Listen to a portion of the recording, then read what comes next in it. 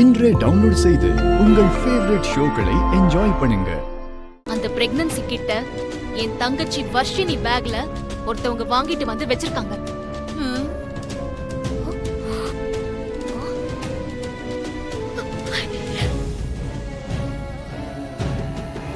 என்ன சொல்ற இசை? ஆமாமா, வர்ஷினி அசிங்கப்படுத்துறதுக்காக தான் நல்லா பிளான் பண்ணி இதை அவங்க பேக்ல வச்சிருக்காங்க.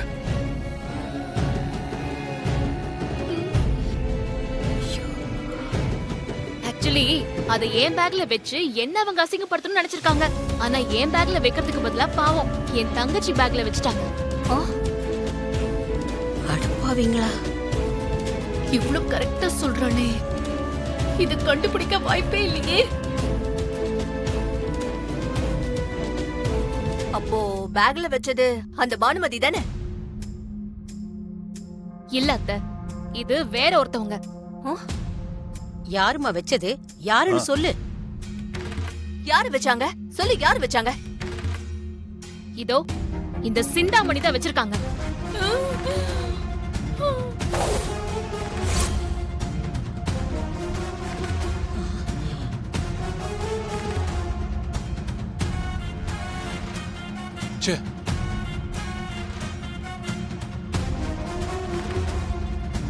ஆமாமா, சிந்தாமணி அத்தை தான் இதை போய் வாங்கி வர்ஷினியோட பேக்ல வச்சிருக்காங்க. நினைச்சேன் ஏன் மேலதான் பழி போடுவாங்க நான் நினைச்சேன். அனி, இவளுக்கு என்ன பிடிக்கவே பிடிக்காது. அதனால என்ன இந்த வீட்டை விட்டு அனுப்புறதுக்காக என் மேல அபாண்டமா பழி போடுறான். அவளை நல்லவன்னு காட்டிக்கிறதுக்கு அந்த குற்றச்சாட்டு எல்லாத்தையும் ஏன் மேல போடுறான். ஹலோ, நான் ஒண்ணு அபாண்டமால குற்றச்சாட்டு வைக்கல, உண்மையான ஆதாரத்தோட சொல்றேன். எது உண்மை? உண்மை என்னங்கிறதுதான் நாங்க எல்லாருமே பார்த்தோமே. அத மறைக்கிறதுக்கு தான் இங்க நான் வச்சேன்னு சொல்லி என் மேல பழி போடுறல. இவங்க காலையில ஒரு மெடிக்கல் ஷாப்ல பிரெக்னன்சி கிட் வாங்கிருக்காங்க.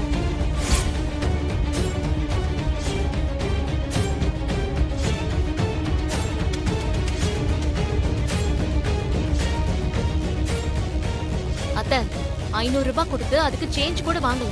அந்த மெடிக்கல் கடைக்காரர் சில்லறை கொடுக்கறதுக்குள்ளேயே இவங்க வந்துட்டாங்க. நான் ஏன் மெடிக்கல் ஷாப் போறோம்? நாங்கெல்லாம் போகவே இல்ல, நான் வீட்ல தானே இருந்தேன்.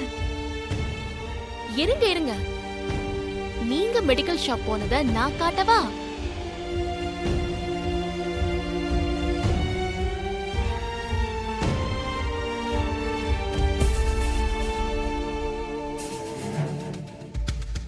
அத்தை, அவங்க மெடிக்கல் ஷாப் போலன்னு சொன்னாங்கல்ல, இத பாருங்க.